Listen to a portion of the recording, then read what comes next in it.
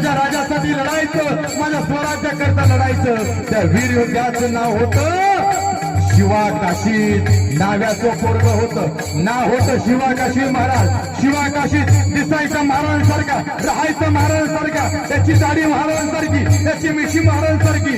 अरे टिक्क शिवाजी महाराजांसारखा दिसायचा.